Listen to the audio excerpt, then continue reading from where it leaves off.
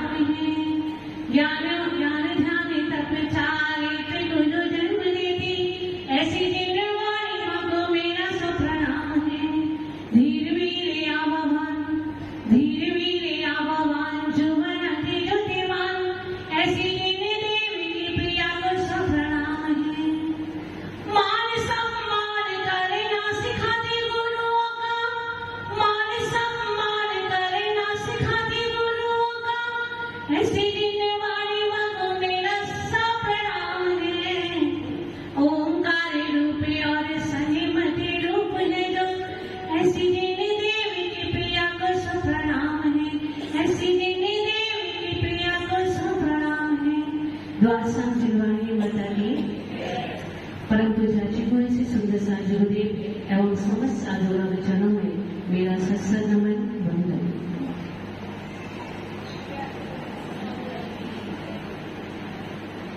झरनों से मधुर संगीत नहीं फूटता यदि राहों में पत्थर नहीं होते। झरनों से मधुर संगीत नहीं फूटता यदि राहों में पत्थर नहीं होते। जब पर्वतों के ऊपर से निकलने वाला जल प्रवाहमान होता है तो बाद में उसे अनेकों पत्थर मिलते हैं और उन पत्थरों से टकराने के कारण उसके अंतःकरण से कल कल की ध्वनि करता हुआ मधुर गीत उद्भूत होता है, जिसको सुनकर हम सभी आनंदित होते हैं। यदि झरने के मार्ग में, यदि उस पानी के मार्ग में वे पत्थर नहीं आते तो क्या वह संगीत उनसे उत्पन्न होता? नहीं हो सकता था। वे पत्थर उस पानी के मार्ग में आकर के उसकी क्षमता को बढ़ाते हैं और वह पानी उससे चुनौती को स्वीकार करता हुआ आगे बढ़ता है तो उससे मधुर संगीत निकलता है जो हम सबको आनंदित किया करता है। यदि कोई योद्धा रण क्षेत्र में जाए और उसे विजय प्राप्त करनी हो तो क्या ऐसा हो सकता है कि वह युद्ध क्षेत्र में पड़ने वाले प्रहारों से बच जाए? ऐसा नहीं हो सकता। यदि योद्धा है और युद्ध भूमि में विजय के लिए निकला है, विजय का आनंद करना चाहता है, तो उसे अपने प्रतिपक्षी योद्धा के बाणों को सहन करना पड़ेगा और प्रहारों को सहन करना पड़ेगा, तभी जाकर के वह उस युद्ध भूमि में विजय का आनंद कर सकता है। जो निरंतर चलता है उसके ही पैरों में छाले पड़ा करते हैं, लेकिन जिसने चलना स्टार्ट ही नहीं किया है, प्रारंभ ही नहीं किया है, क्या उसके पैरों में छाले पड़ेंगे? नहीं। मेरे कहने का आशय ये है कि जो कोई भी किसी कार्य को करने के लिए आगे बढ़ता है, प्रयास करता है, बाधाएं उसी के मार्ग में आया करती हैं, चुनौतियां उसको ही प्राप्त हुआ करती हैं, और जो उन चुनौतियों से डरकर आगे नहीं बढ़ते हैं, उनके मार्ग में बाधाएं भी नहीं आती। जो उन चुनौतियों को सहजता से स्वीकार करते हैं और उनको सहन करते हुए उनसे बचने के लिए, आगे बढ़ने के लिए, उन कंटकों को दूर करने के लिए अथाह परिश्रम करते हैं, अपने उपयोग को लगाते हैं, अपनी क्षमता को लगाते हैं, वही जीव आगे बढ़ा करते हैं, वही जीव उन्नति को पाया करते हैं। और वो जो सफलता मिलती है, वह सफलता कैसी होती है? आनंद देने वाली होती है, क्योंकि वह हमें अथाह परिश्रम से प्राप्त होती है। जब आपके सामने रसगुल्ले की स्वादिष्ट थाली हो, उस समय आप ये कहें कि मुझे रसगुल्ले नहीं खाने हैं, मेरा पेट भरा हुआ है, आदि आदि, तो ये कोई बहुत बड़ी बात नहीं है। जिस समय आपके सामने सरस मिश्रित भोजन पड़े हैं और आप उस समय मना करें कि नहीं मुझे अभी नहीं खाना है, तो कोई विशेष बात नहीं है, लेकिन कड़वे चुरायते को पीने के लिए हाँ करना, उसे पीने के लिए सहज तैयार हो जाना वास्तव में कठिन कार्य है।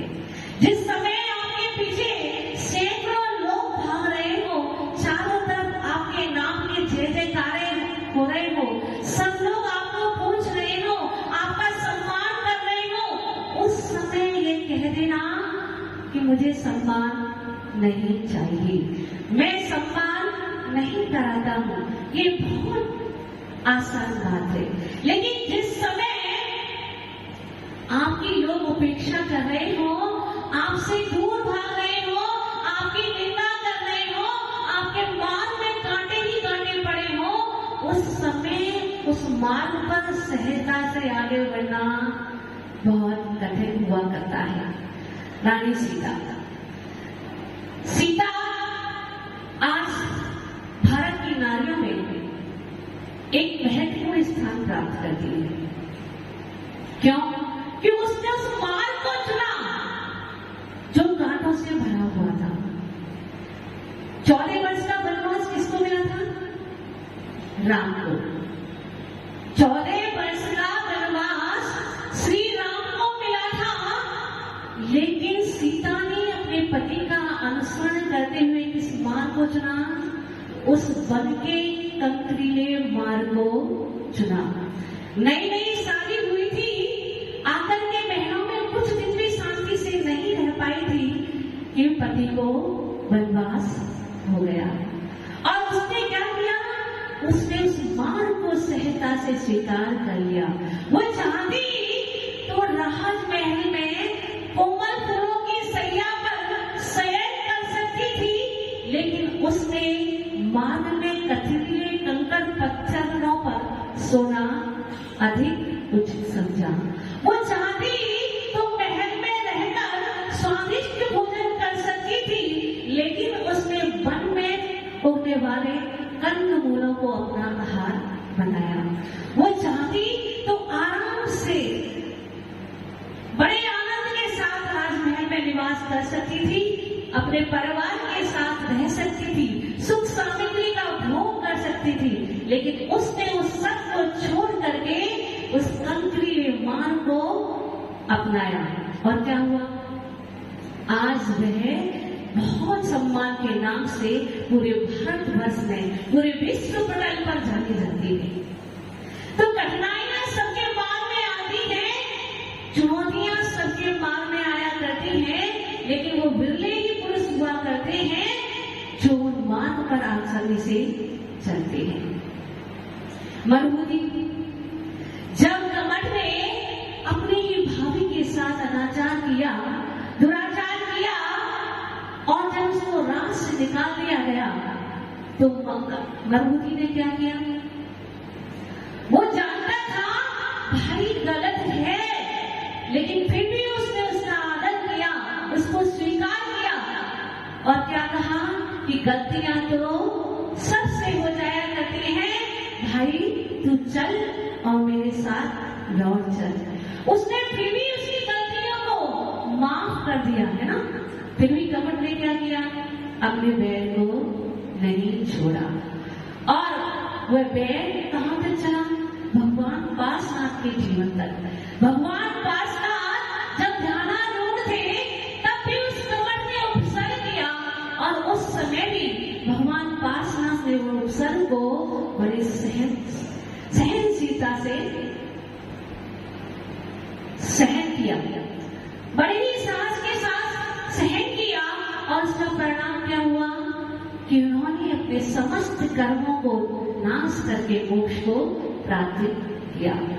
बंधुओं, हम जिस मार्ग पर खड़े हैं, हम जिस चौराहे पर खड़े हैं, वहां पर भी हमारे पास 4 ऑप्शन हैं। हम चाहें तो नरक और त्रियंच गति को भी प्राप्त कर सकते हैं, और यदि हम चाहें तो मनुष्य और सत गति को भी प्राप्त कर सकते हैं। चयन हमको करना है, निर्णय हमें करना है कि हमें किस मार्ग पर आगे बढ़ना है। यदि हम साहस करके इस मार्ग पर बढ़ते हैं, इन वितरागी संतों का अनुसरण करते हैं, इस मार्ग में आने वाली चुनौतियों को सहन करते हैं, समता से उनको सहन करते हैं, तो क्या होगा? तो हम कर्म रूपी शत्रुओं को पीछे छोड़ करके इस संसार के दुखों से छूट करके मोक्ष के अनंत सुख को प्राप्त हो सकते हैं। लेकिन हम क्या करते हैं? हम आसान मार्ग चुनते हैं। हम किसे चुनते हैं? जो आसान होता है, जो सहजता से प्राप्त होता है, हम उस मार्ग का चयन करते हैं। इसीलिए इस संसार में अनंत काल तक परिभ्रमण करते रहते हैं। चंदन को जितना घिसते हैं, वह उतनी ही सुगंध दिया करता है। यदि चंदन को घिसा दी जाए तो सुगंध आएगी क्या? आएगी क्या? चंदन को हम जितना घिसेंगे, उतनी ही उससे सुगंध हमें प्राप्त होगी। मेहंदी भी जितनी घिसी जाती है, उतना ही रंग दिया करती है। फूल कांटों के बीच में रहता है, लेकिन फिर भी सुगंध दिया करता है। ये सब इस बात को बताते हैं कि हम सहजता से मिलने वाली उस विषय भोगों की सामग्रियों को छोड़कर जब साधना के कंकरीले मार्ग पर चढ़ते हैं और आनंद के साथ उस मार्ग में आने वाली चुनौतियों को स्वीकार करते हैं, तो हमारे जीवन में भी खुशियों के, सुखों के फूल खिल जाया करते हैं। सोचना हमें है, विचार हमें करना है कि हम क्या करना चाहते हैं। हमारी जैसी दृष्टि होगी, सृष्टि भी हमारी वैसी ही हुआ करती है। तो हमें क्या करना है? हमें विचार करना है। अनंत काल से हम इस संसार में परिभ्रमण कर रहे हैं, एक बार भी हमने ये विचार नहीं किया, एक बार भी हमने ये जानने का प्रयास नहीं किया, एक बार भी हमने उन चुनौतियों को स्वीकार नहीं किया जिनको स्वीकार करके हम इस दुखों से छूट सकते थे। हम सब लेकिन कभी भी वे साहस नहीं करते हैं जिससे कि हम इन चुनौतियों को स्वीकार करके आनंद के मार्ग पर अग्रसर हो सके। हमें यदि आनंद की यात्रा को प्राप्त करना है तो हमें इस मार्ग पर आगे बढ़ना ही पड़ेगा।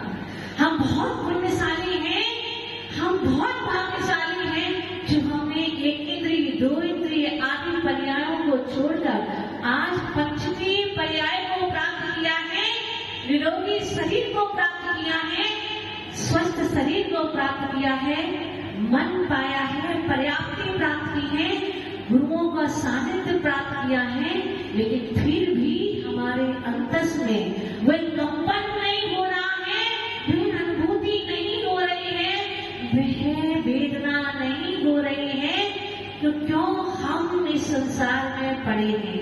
जब त्रियंच भी, असंख्यात त्रियंच भी इस संसार में आकर के देश कृतों को धारण कर लिया करते हैं, तो हम तो मनुष्य हैं, हमें वो सामर्थ्य है कि हम इन दुखों से पार जा सकते हैं, लेकिन हम कभी भी वे साहस, वे चुनौती स्वीकार नहीं करते और इस संसार में अनादि से पड़े हैं और अनादि तक भी पड़े रहेंगे तो भी हमें कोई फर्क पड़ने वाला नहीं है।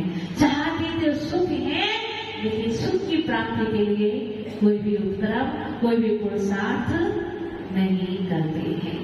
कहना तो बहुत कुछ है बंधु, पर समय पूरा हो रहा है, आचार्य श्री को भी हमें सुनना है, तो बस यही बात कहना चाहती हूँ कि आज जो अवसर मिला है, इस अवसर को पाकर के अपने अंतस मन के तारों को झंझट कर लो और विचार कर लो कि कैसे हम इस मार्ग में आगे बढ़ सकते हैं, कैसे हम इस संसार के अनादि अनंत दुखों को छोड़ करके उस अनंत सुख की यात्रा को प्राप्त कर सकते हैं। बोलिए परम पूज्य आचार्य भगवान श्री सुंदर साधु देव की